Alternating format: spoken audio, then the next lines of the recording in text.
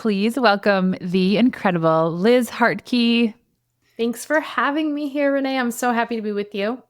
Yeah, well, you had to move buildings so that you can actually get good internet today. It's really crazy living out and we love the countryside, but these are not the perks of the countryside, having abysmal internet and having to go seek out locations where you can actually have a virtual conversation with someone that works.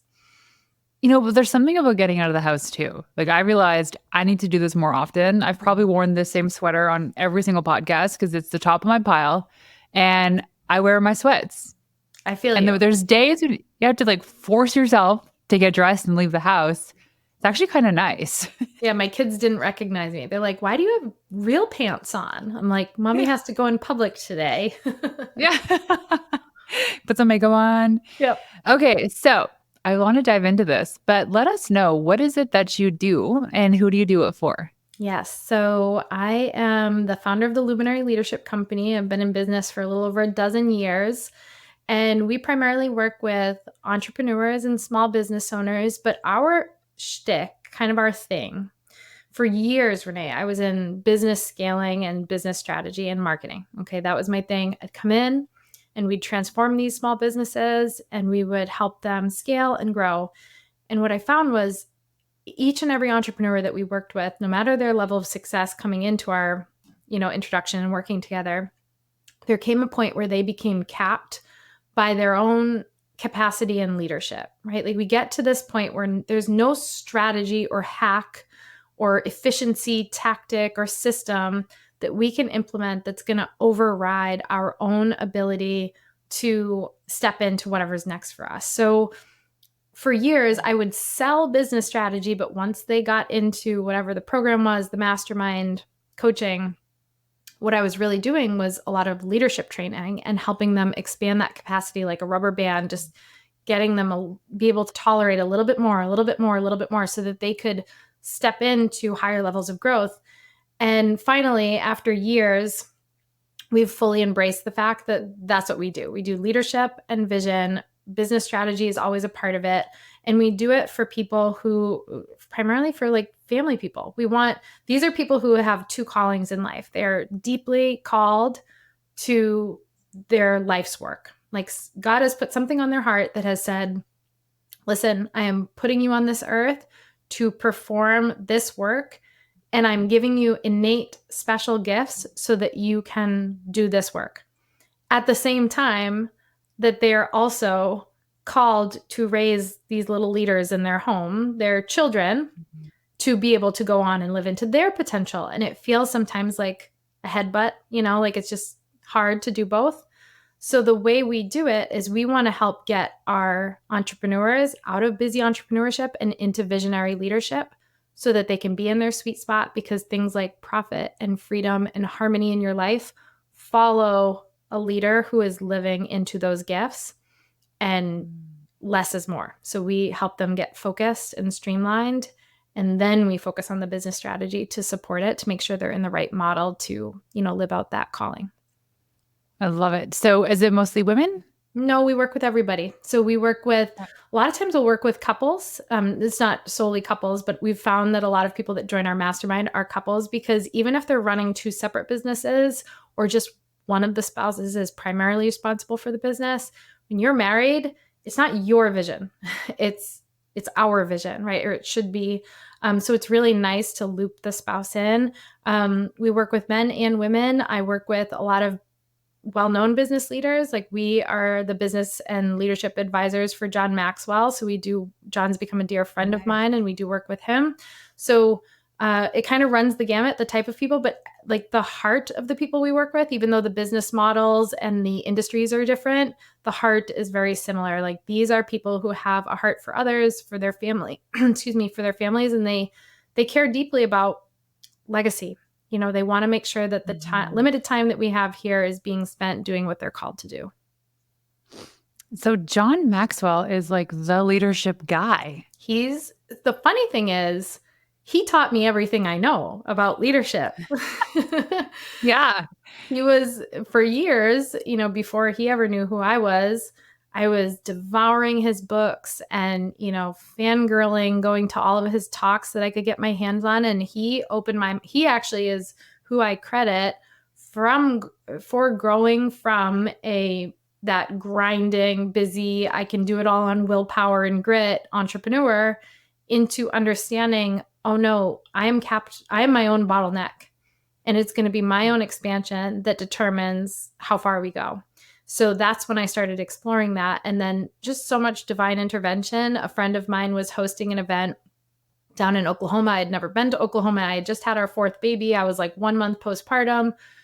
So I was breastfeeding around the clock. I have no sleep. And my friend's like, you need to get to Oklahoma. John Maxwell's coming to town. I'm like, I know, it's awesome. Love him. She knows I'm like a huge fan. I'm like, but I'm a month postpartum. I've seen him speak a bunch of times. Like, she's like, but I have VIP. You'll get to meet him. I'm like, yeah, to take a picture. Like, I don't want to, it's not worth the travel.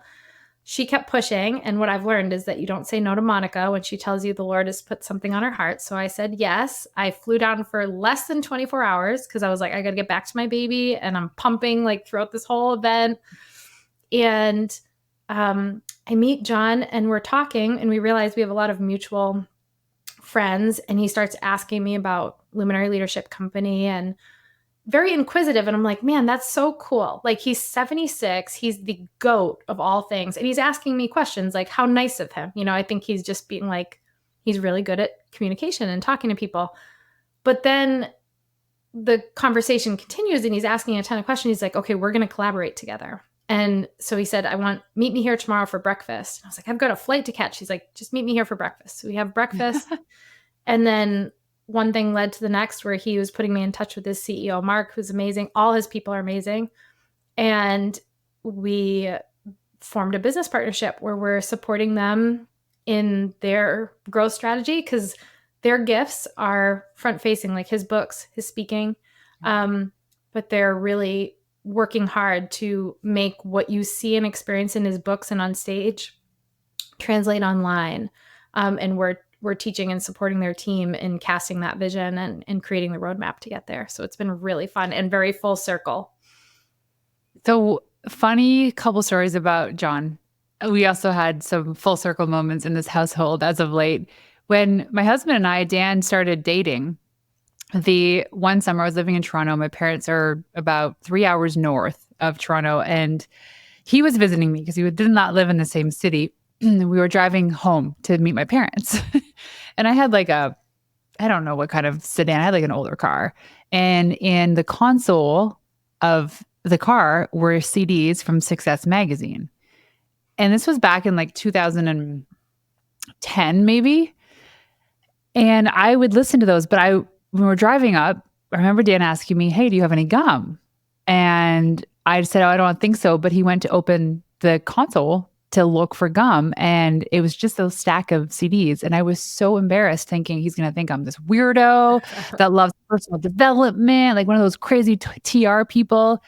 And he's like, what are these? And I was like, my face went beet red and I was driving. I'm like, oh, it's nothing. Don't worry. Those are free. They come in a magazine. I don't even know what they are. Mind you, there's one in the CD player. Right. And this was like prior to iTunes and CarPlay, guys. And he's like, these are so cool. So we ended up listening to those all the way home. And he was the predominant voice in almost every single CD. Mm-hmm. And I think Dan had already heard of John, but I don't know. So anyway, Dan learned very quickly how I was also obsessed with him as a leader. And then it wasn't 2015, I think, Dan surprised me in the town that we were living on the east coast of Canada with like 100,000 people. John was coming to speak at an event. And his gift to me, because he helped the organizers bring him to town, he's like, I'll help you do it. But the one condition is that Renee needs to be his like handler for the day. Oh my gosh, I love it. And so he told me, and I got to meet him for the first time. I should find a picture of it. And I was just like, he was so cool. Not only was I not his handler, he's like all the things that I had essentially on the list of stuff that I had to do for him that day, he delegated to other people. He's like, you are with me today. And I was like, but what am I doing? And it's like, just got to hang out with him all day long and go to his talks and listen to him speak and help him book sign and all this stuff. And just like a magical human being. Like his energy, his presence, you can't help but just be happy and feel like God around you because of him. God definitely works through him in magical ways. Yeah. And then, as of late, I don't know how it happened, but now my husband has gone and has spoken on John's stage, and he's invited back in August, of which I get to go with him this time to meet with John again. I'm going to be there too. No way. Yes. In Florida? Yeah. Sweet. At Well, I'll the see you there. IMC event. All right. It's on the books. Yeah. So Dan's going to be there. So, wow, that's so cool. But I think like even just when you look at people like that, if you have somebody who is also equally as enthralled by somebody, it says a lot about that person.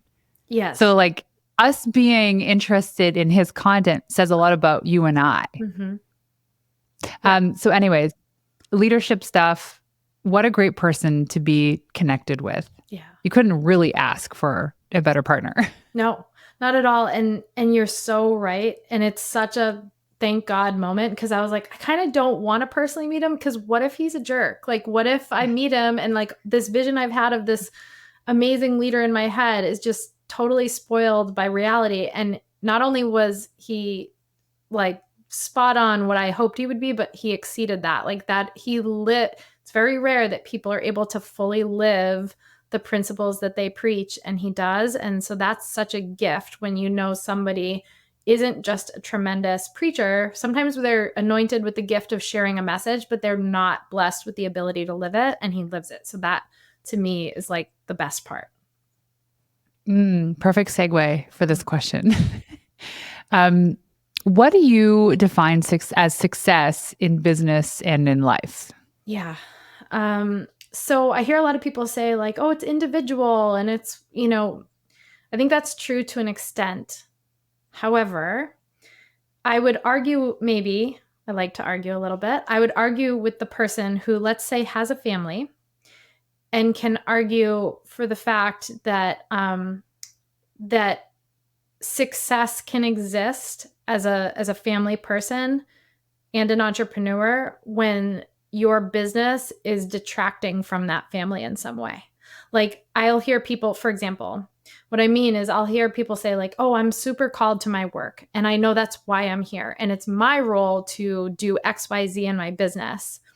And in doing XYZ, it's hurting the dynamic of that family and the ripple effect that they could have if they were equally as intentional in their home. I'm not saying equally as present from a time perspective. I don't think it has to be equal, the same amount of time put into business and at home if that's not the dynamic, but the same level of intention is not brought to their home. And because to me, all that great stuff you're doing out in the world, but the detriment you're doing to the children you're raising and how that ripple effect will go on to affect others, it makes it not worth it. So to me, success has to be wholesome in the sense that I don't believe balance, but almost like a harmony, and knowing that you're living out that calling that you're called to live out is you're leveraging the vessel of entrepreneurship to do it, and you're leveraging the vessel of family to do it.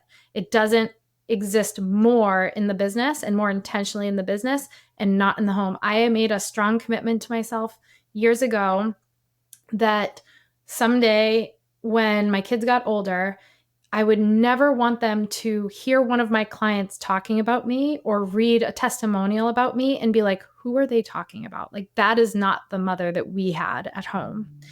I wanted to make sure that the people that I love the most know I love them the most by my actions, not because I tell them on repeat. So success in business at home is when both worlds are healthy. Like, and the people affected by me in those worlds are healthy because of me, including, and the same exists within your team and business, right? Like if you're kicking butt as an entrepreneur and your business is thriving, but you have turnover all the time and your team members don't respect you and they're not passionate about the mission, same for at home, right? Like you might have great values that you preach, and you might have, like certain standards that you set, but if your kids don't have a good dynamic with you and they don't respect you and they don't live by those because you're not setting that example, like that's not success to me. No, no. And I just wrote down a note that the irony in this is that a lot of people, they become entrepreneurs because they want to create more freedom, flexibility, and capacity in their day. And it doesn't happen. No. They say, they come home, they say, but I'm doing this for you guys, as in like creating wealth. Right. And they're like, but that's really not what we want from you. No. My kids would rather live in a cardboard box and have their mother like be joyful and present Totally. and there to support them and love them than have this incredible house, but I've got to work my tail off and never be present with my family for them to be able to maintain it and have it. Like that's not what kids care about. No, they don't. They love the messiness. They love the presence, as in like physical presence. Chris Harder interviewed Ed Milet on his podcast a while ago. I think that's who it was on. Anyway, and Ed, who coaches millionaires and billionaires, and Chris asked him, what percentage of your clients are actually happy? And he's like, maybe 10 or 15%. Yeah, that's a problem. You think about that. Exactly. Is success in business and in life really about achieving a financial, like huge financial windfall? And there's a part of it where the finances matter. But I also think that there's a limit to when it doesn't matter anymore. Right. And when it matters is when like, you have to pay the bills, you got to feed people. That makes sense. You got to create wealth through generations, like generational wealth. However, I'd see this a lot too, especially in our inner circle, where there's a divide, where it's like you have the option to actually be with your family. The possibility exists where you can actually have fun with them, yet called to earn more money. Mm-hmm. And it sucks. And I see marriages fail. I see kids totally disconnected from the parent that's the entrepreneur that's hustling. And for what? Mm-hmm. Yeah, right? It's heartbreaking because that it creates a cycle. Okay, so when there are entrepreneurs like that, I am one of them. I live every day of my life, Renee, fighting nature because my nature is I have a bent towards working too much and wanting to like achieve the next thing. Like if I left myself to my own devices, if I didn't lean into my faith, if I didn't have accountability from the people in my life, if I didn't set non-negotiables and standards for myself, I would devolve into an incredibly successful entrepreneur who is crippling their children's growth without even realizing it. Because what that's going to create is a group of kids, the next generation of kids who were void of that connection and that attention and love from their mother. So they realize the only way I get attention is when I achieve and when I get to the next level and when I do the next thing. So we're creating this cycle. So I am so thankful that I have people in my life that very early on in my career saw that in me. Like it's when your blessing and your gifts can become a curse. It is a gift of mine that I can work really hard, that I will always find a way. And it is a curse because I will work really hard and I will always find a way. And so I fight that nature because I know that if business went away, I'd be fine. Like we would be fine because my purpose is greater in pouring into those kids and making sure that they are well-adjusted, resilient, well-loved children. And that ripple effect will go so much farther beyond anything I create in my business. Even if I write best-selling books, even if I have TED Talks that live on, won't even hold a candle to what my children will go on to do when they're well-loved and they're well-adjusted. Yeah. You want to create contributing humans. Yes. Cute contributing humans. Yes, exactly. Yeah. And it's tough as an entrepreneur because I feel like the people that are successful in business and oftentimes have, I don't want to say like failures at home, but there's a lot of disconnection at home. Yeah.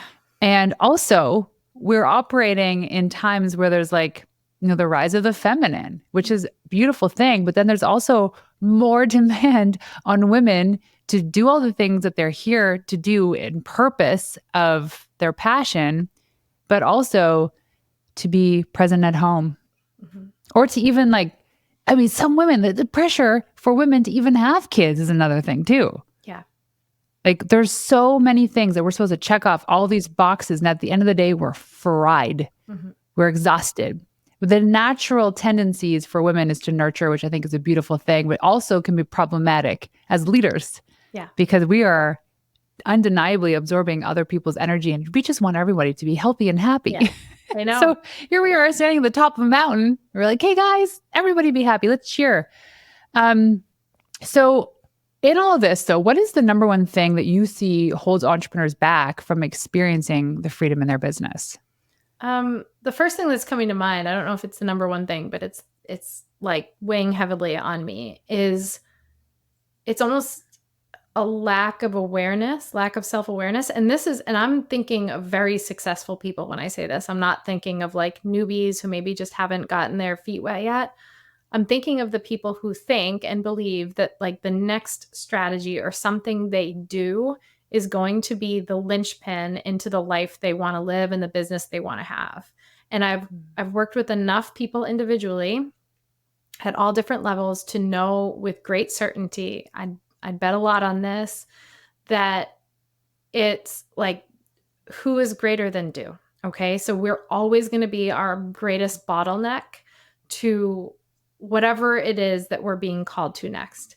And that self-awareness is critical because so often we convince ourselves that, like you said, like we start a business for freedom so we can be present with family, but we don't even notice that we've built a cage that requires us to be working all the time, and that we would have been better off if the goal was to have more time with family, to work a 9 to 5 where we get paid vacation and weekends off and we can shut our brains off at night and be present. So there's no awareness there. It's like, if I just keep going, if someday, if only when, and whatever. So that lack of awareness to me is one of the key pieces. And one of the ways that I saw that I like things to be tangible, right? Like that's kind of esoteric, but how I look at that from a tangible sense is when I had a mentor once say to me, okay, they asked me 2 questions. What do you want more than anything? And I was able to rattle that off. Oh, I want freedom. And this was early in my career. I want freedom. I want to be present with my kids. I want to create generational wealth. Like I could spit those things off. And they said, okay, cool. Open your calendar and show me the evidence that this is true. And then I opened my calendar and we look through it. And he's like, no evidence here. No evidence in the next week. No evidence in the next week. Because I had in my brain what I wanted. And then I put my head down and got to work. But there was this lack of awareness of between those 2 things that one didn't equal the other. Hard work plus time does not equal freedom. I come from a long line of entrepreneurs. I worked in my grandfather's law office in the summers with my cousins answering phones. I worked at my uncle's chiropractic office after college. I worked in my mother's CPA practice that she still runs today. Some of the most brilliant business minds I've ever seen. I got to witness it. I got to see them. I was steeped in entrepreneurship. I loved it. They have immense integrity. They know business like the back of their hand. Incredible leaders. My mother's worked for almost 5 decades in her career, and her business has been stabilized since the late 80s. And it's not because she's not brilliant, and it's not because she's not a great leader. It's because she didn't plan for it to do anything else. She put her head down and did the work. She did what that's a very generational thing. That's what a lot of people did. It's like, okay, this is my career. This is the level I'll probably get to, and then I'll maintain it for a couple decades. Mm-hmm. So it's that lack of understanding of like, wait, this math equation doesn't make sense. I keep thinking if I just keep working hard, that compound effect is going to kick in and then I'll be growing exponentially. And it's not how it works. So for me, I like to take that concept and make it tangible with our leaders and say, okay, let's look at how you spend your time. Let's analyze where you're putting your focus. What percentage of your time are you in your sweet spot? Because when a leader is in their sweet spot, profit follows that. Prosperity follows that. Doors open. It's like that whole, like, you're so good, they can't ignore you kind of concept. Mm-hmm. And so so rarely do people understand that to be true, and they're just going and they're hoping. They're like, someday it's going to hit. Someday it'll change. Nothing changes if nothing changes. If you don't have a plan for it to change, like, I hope you like your life because it'll look like this 30 years from now. Right. Which is the ultimate definition of insanity. Yeah. So let's talk about changes for a second then, because I think of this as sometimes we feel like it has to be a complete 360 when it comes to changes. But really, what is it? Slight shift? A little micro movement? I would say, I don't think it has to be a massive pivot, right? Like, a lot of I tend to meet entrepreneurs in the S curve of business. So they're way past the early stage struggles of business where like everybody's rejecting you and, you know, you're trying to figure it out. You have no idea what you're doing.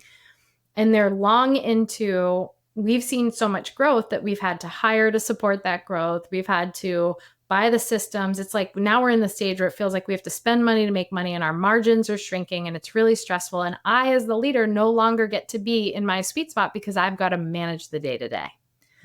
So when they're like that, they're stressed. Like that's when overwhelmed, that's where we hear like, I'm on the brink of burnout. Like those are the things that we hear.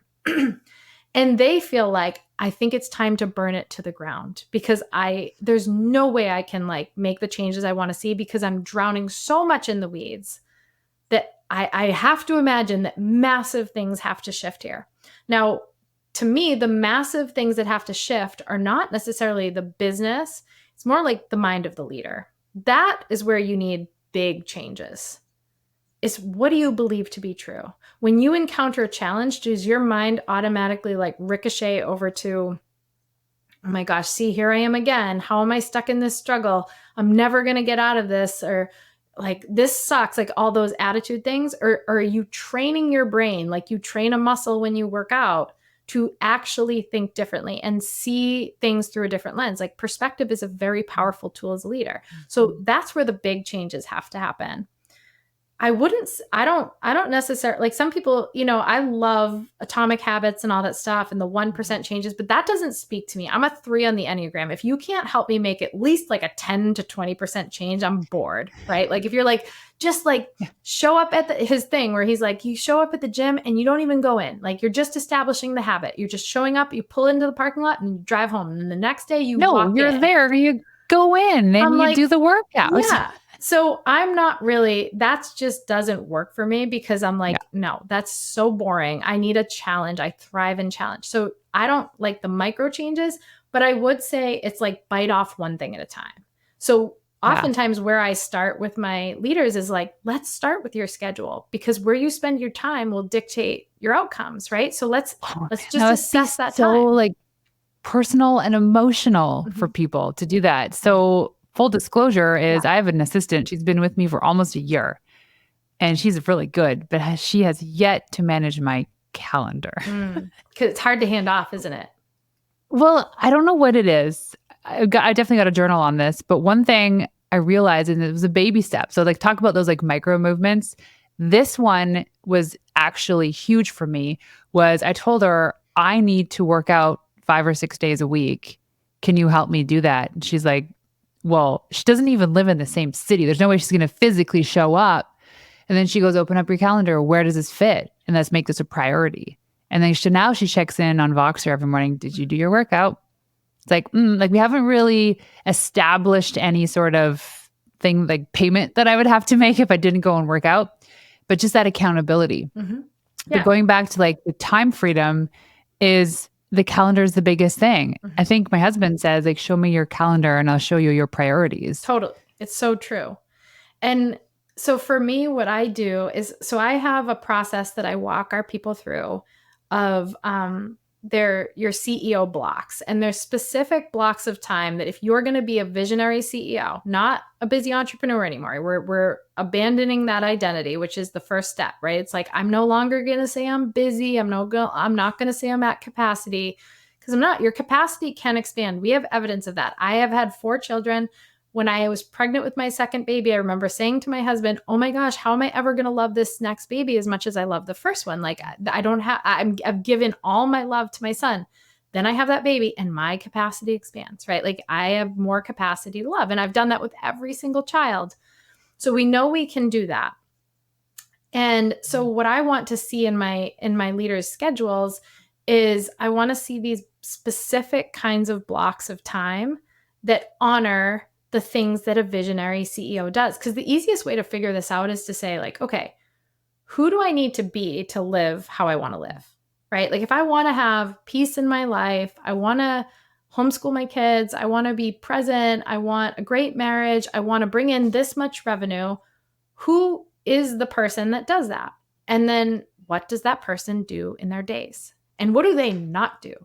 A lot of it's what do they not do, right? So it's stripping away. So one of the most liberating things for me, Renee, was when I went to my team and I said, this is who I want to become, right? This is who I need to be to take us here. And I had a vision of where here was. And I explained the vision and they were on fire about it.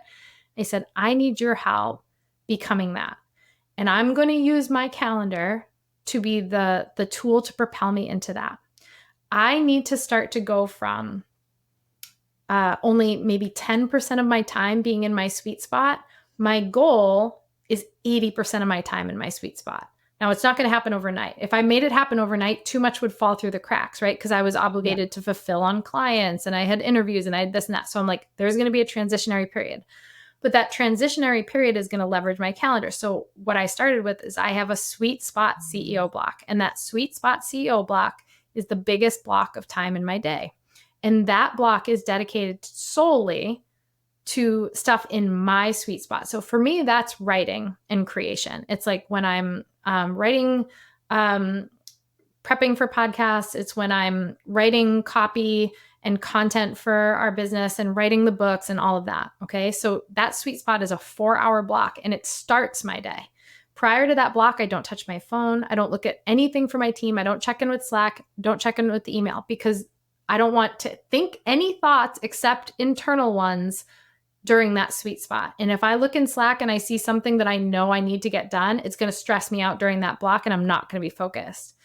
And what that has done, and my team set that expectation. So now if they ever see me in Slack before noon, I get yelled at. They're like, get out of here. This is your sweet spot time. We need you in that zone. That's how the business is going to grow. So when you bring those people in that can support you, they also, they took my calendar and they said, no meetings for before noon. And meetings only happen on Tuesdays and Thursdays. So they manipulated my calendar to honor what it would look like to be the visionary CEO I wanted to be.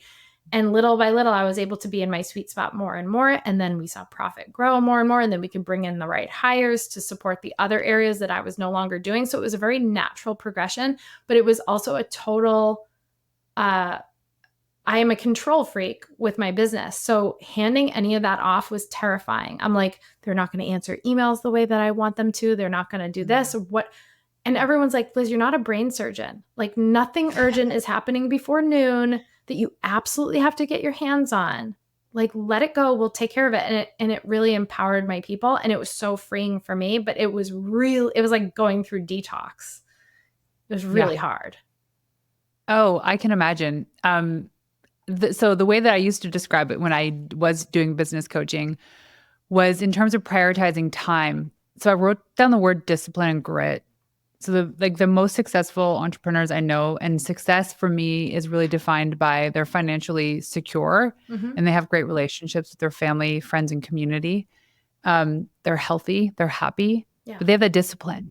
Totally. Right. And they have grit factor as well. So discipline is going to the gym when you say you're going to go to the gym. It's eating the food you say you're going to eat. It's calling the people you say you're going to call. It's going to bed at the same time. It's reading the books you said you're going to read. And I noticed this in myself too, is that lack of discipline. Because to me, I associate discipline with commitment. And with commitment to me means lack of freedom. And so now I have to create this disassociation because that's not true. That's a story that I tell myself. How is commitment lack of freedom? Couldn't it be the opposite? Right. Right. The freedom is I get to go to the gym at this time. I get to have these conversations with incredible women like you. And the grit factor is like, well, crap hits the fan on a daily basis. And sometimes those perfect little blocks of time in your calendar are going to be completely disrupted. Mhm. And how you manage your emotions and your energy through those moments is key to you surviving. Yeah. It's key to you growing. And And I think the greatest leaders do that. it also allows you to leverage those moments for opportunity. Like my dad said to me once when I was going through something really hard, he was like, "Now you get to see what you're made of, Liz." And it was like, at first it kind of ticked me off. I'm like, not exactly a comforting thing when someone's Yeah. struggling. But then I was like, man, he's really right, because I thrive in challenge and we grow in, like, so none of us like friction, right? Because it doesn't feel good. But friction is what creates traction, right? Like when we have friction, then we can finally get that grip to go. And without those opportunities to see what you're made of in the hard times, how do you measure that growth, and how do you tune into, like, I keep talking about who you need to become. Well, like, how do you know? Well, you know when crap hits the fan Mhm. and you just rose to the occasion in a better way than you did last time. It's like leadership is just throw all the things, keep throwing all the things on you, and each time you experience it, you react a little bit better the next time. You handle it a little bit better the next time. Like that's the leadership growth. That's all it is. People think it's some sexy thing and like some title. It's like, no, leadership is terrible. Like leadership, saying yes to leadership is embracing living with a target on your back and saying yes to opportunities to welcome struggle and suffering. I know I'm not really selling it, but what I'm saying is, but it's the only access point to the glory that you want to experience in your life. So like you can't have it both ways. You can't say like, Liz didn't really sell me on the whole leadership thing. That sounds terrible. I think I'll just take the easy path to the things I want. No, it literally doesn't exist. If you read the Bible, there's not a single person in the Bible that God was like, here's the gentle path into something incredible. It was like, I am literally going to beat the brakes off you, and then you'll be prepared and equipped to handle the glory of what I'm going to give you. And it's true in every success story ever. There's no such thing as someone who just like glides into success. And so I have this thing I call the visionary matrix. So like picture, a cross, right? And there are 4 quadrants. There's easy and hard, and there is heavy and light. And our tendency in life as humans is we seek easy. We're like, we want the low-hanging fruit. So if you take it from a business perspective, we'll often be in seasons where we're like, well, what is the easiest thing we can create right now to create revenue? Or what's the thing that we can do that would be the lowest hanging fruit based on the resources we have today?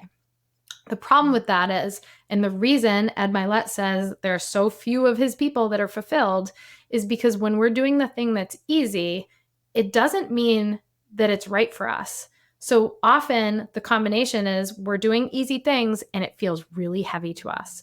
We have a massive to-do list of things that we dread, right? We have a massive list of things that are on our plate that are easy, but they just weigh on us.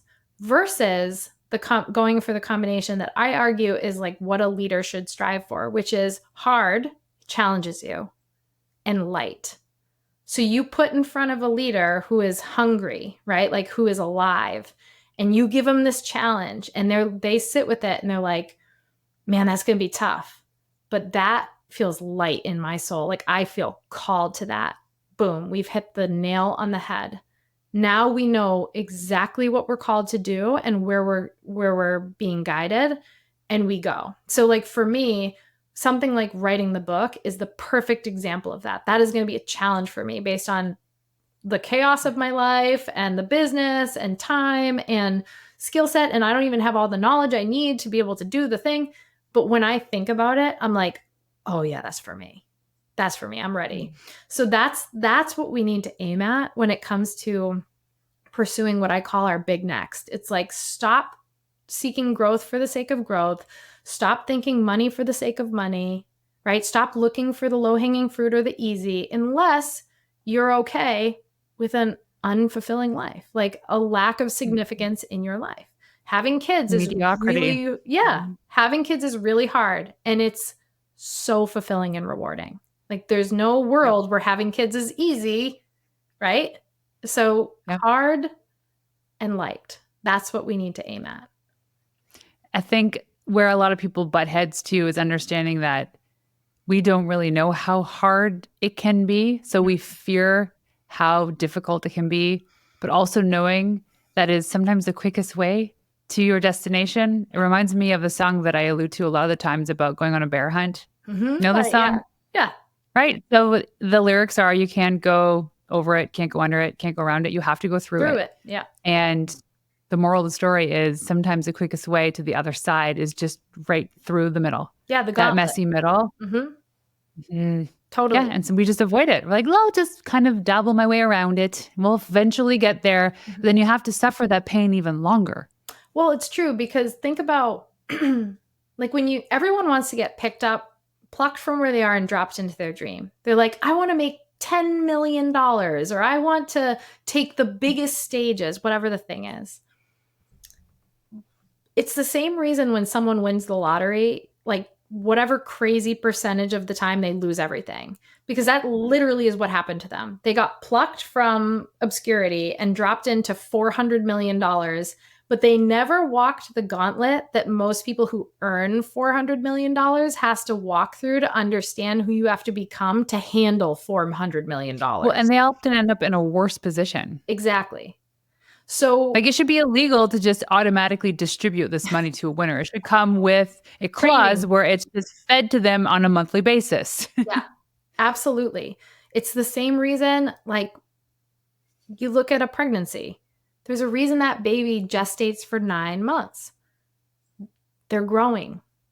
They're evolving. They're not viable prior to a certain point. So we don't want to walk that gauntlet. We don't want to go through our own gestation because we're eager and we're like impatient.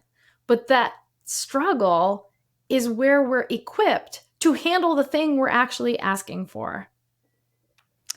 There's a podcaster, I think her name is Kasia Fitzgerald. Keisha. I don't know if that's her name. She's a friend of mine. Keisha. Yeah. Keisha said, and I'm sure it was her, that she says easy robs you of pride.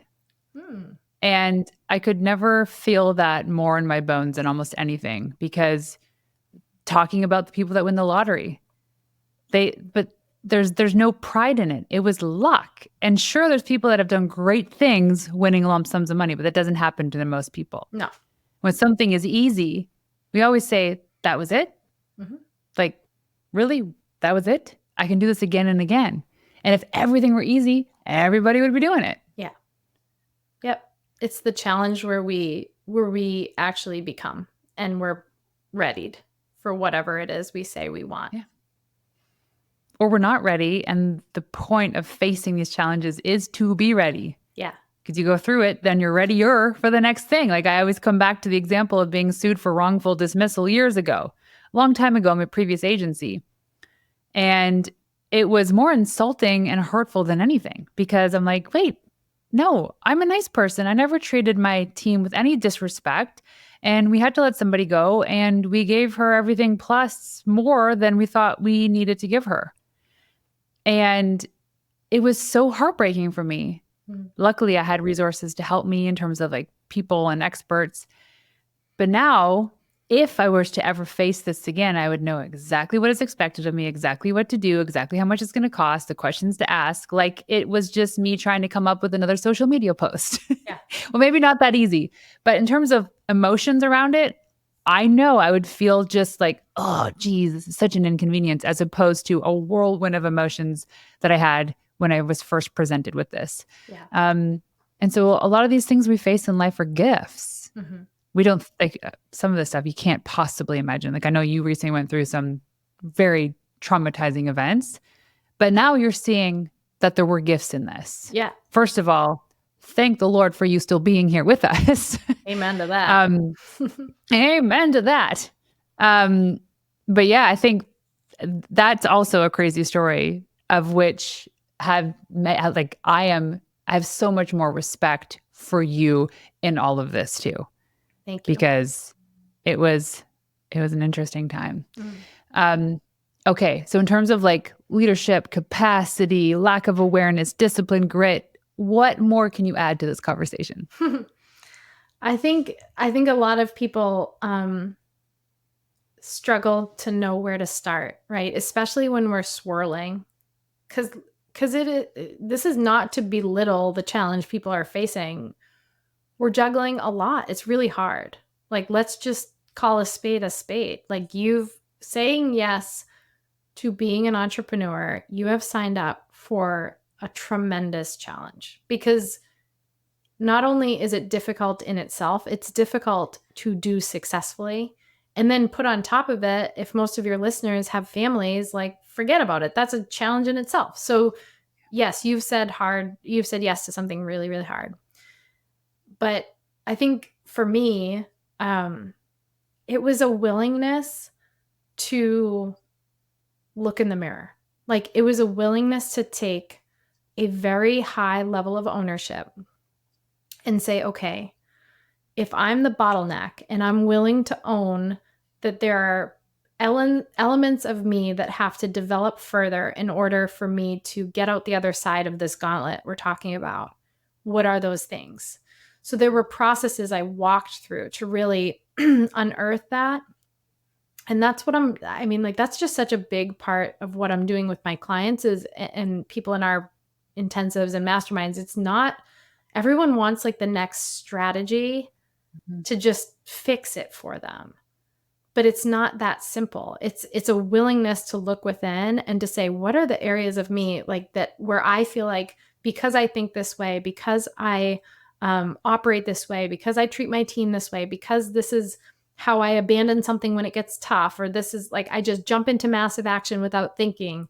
These are actual things that are limiting my potential. And I'm not willing to live a life that is half-hearted and mediocre. So if I'm not willing to, if that premise makes me sick, which I'm guessing many of your listeners, that's true. Like, they don't want to get to the end of their life and feel like I avoided my fears and I lived in doubt and I didn't fully show up in my family or in my work, and now what? And that's it.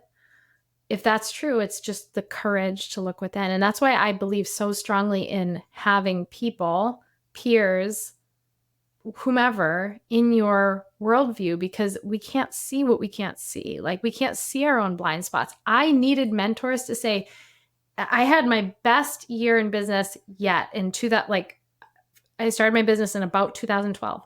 2015 was the year that we brought in our first $1 million in profit. I was like flying high mentally. I was working my butt off. We were getting recognized in Forbes and different publications. And I had a mentor fly out to New Hampshire. We were living out there at the time. And we went to dinner and he sat across the table from me. And I thought he was going to be like, Liz, I'm so proud of you. Like, look at all you've accomplished. This is amazing. And he said, can I be honest with you? And I said, yep. And I'm like, oh my gosh, he's going to say something so great. And he's like, you are drastically living beneath your potential. And I was like, oh, I'm sorry, what? Is this thing on? Like, I think you're mistaken. We just did our biggest numbers. $1 million in profit. He said, no, you're mistaken. You think that your worth and your value and what you're capable of is going to be tied up in a metric like how much money you bring in or how many team members you have or, whatever, how many eyeballs are on you. He's like, but you, Liz, are living beneath your God-given potential. Like, when are you going to choose to acknowledge and chase that? And it was such a humbling moment, because in the years that followed, we actually had, I would say, like a small downturn financially. Like, we didn't, nothing drastic, but like we weren't actively growing for the next 2 years, because I was like, I need to figure this out.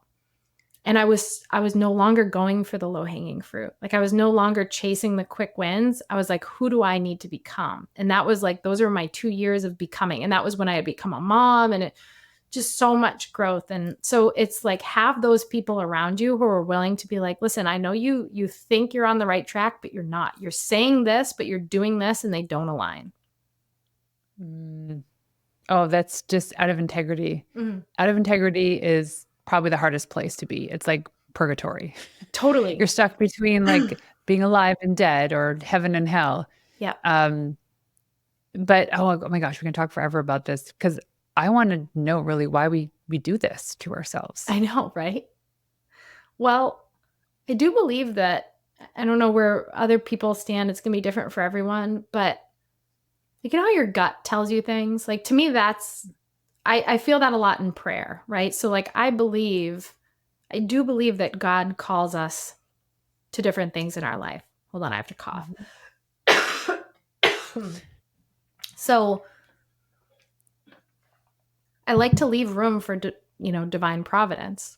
It's like, I don't know. I don't have all the answers, but I know if my Mhm. gut is calling me to something, it was there for a reason. Even if that reason was to fall on my face and for it all to fall apart so I could learn something for whatever the next thing is, Yeah, I love right? Or that. for the sake of Intuition is my probably the children. most, Like, I don't yeah, know, well, I don't know what it's going to be. But sometimes we walk through things so that we mhm. can have a different vantage point for the next thing. Like, we think it's about the thing we're in now. It might have nothing to do with that. Yeah, and most of the time we think it's about us. It has nothing to do with us. Hmm. Yeah. So my friend Claire Winslow said in these moments where you're like facing these changes in your life seasons and opening up a new chapter is we really need to force ourselves to fold our edges inwards. So meaning at like what is in our life that's an edge that needs to come in Mm. because the work is always in here. Yeah. And where that begins, it never ends, by the way. Personal development isn't a weekend course. It's a lifelong journey. Um, Makes for a beautiful life. It So I have one does. last question for you. Yeah. Hit me. When I ask you what it means to be a wild woman, what is that to you? Um, I believe life is meant to be lived with your toes on the edge of the cliff. Like, always kind of saying yes to the next thing that you're feeling innately called to, but don't feel prepared for. Like, that it's put in your soul for a reason. You might not know why. Like you said, like, why are we doing this? Like, maybe you don't know, but it's there. And you have the courage, despite not having the evidence, to put your toes on the edge of that cliff over and over and over. To me, like, that's motherhood, that's business, that's living, a life of faith. Like, I don't have the evidence. I can't see how this is going to play out, but I'm trusting and I'm going. And, you alluded to something that I'd gone through recently, and the very, very sped up version of it was we lost our fifth baby at 17 weeks, and I ended up hemorrhaging and almost losing my life after that. Very unexpected, crazy, and nothing breeds more clarity than staring down your own mortality. And when I came out of that situation, obviously in the moment, everything was like my family, my husband, my kids. That's all I could think about. And it was just evidence of how almost nothing else really matters. But then after, I did have a calling put on my heart in a different way with my work. And I remember saying to my husband, I will never spend another minute, even if it costs us tons of money. I will never spend another minute dedicating myself, my time, my life to something that I am not called to do. Like, that is not directly in line with why God put me on this earth. And even though I might not know why it's happening, I will not put my time there. And what's crazy is it's only been about 3 months since then. And I've lived that. Like, my calendar talk about a calendar. Like, my calendar got cleared for the first time in 12 years. I had nothing on my calendar. And our business has grown exponentially in the last few months because I've narrowed my focus so much into only what I'm intended to do. And I was thinking, like, man, we're going to have to start reevaluating, like, financially, if I'm going to get rid of all these programs. And like, we've blown up because I've been like, this is when you're in your sweet spot, when you're doing what God's calling you to do, it's like you become this unstoppable force. So to me, that's what a wild woman is. It's like, you've got the courage. You don't have the evidence, but you have the courage to put your toes on the edge of that cliff and just go. And and it's so fruitful. Like there's nothing more liberating and possibility invoking than having that bravery and modeling it for our kids too. What a gift. Beautiful. So if people are interested in learning more about you, where can they go to find you? They can find me on Instagram. If you send me the message podcast, I'm at Eliz Hartke, ELIZHARTKE. I will send you our podcast, which is Luminary Leadership Podcast. And I also have a gift for your listeners that has helped me. I come back to it over and over because, like I said, there's no arrival, right? Like when I say becoming a visionary CEO, it's not like, okay, I am one now, and now I can just sit back on my laurels and just watch it all play out. Like, no, I'm, again, fighting nature every day, like have those tendencies, got to create those disciplines, all those things we talked about. It's called Focused Entrepreneur, and it just helps me focus in on those things that matter. I pulled it out after I went through everything, and I went through it again. I go through it at least quarterly, but usually like monthly. And I have that at luminaryleadershipco.com/focused, past tense, focused. And I'm happy to share that because it's a tool that I use myself and with my clients, and it's just recalibrating, right? Like just where should my, you say to focus, but on what? And this helps you determine what. Okay. We'll put those in the show notes for sure. Well, Liz, thank you so much for joining us today. It was such a joy. I adore you, and thanks for having me on.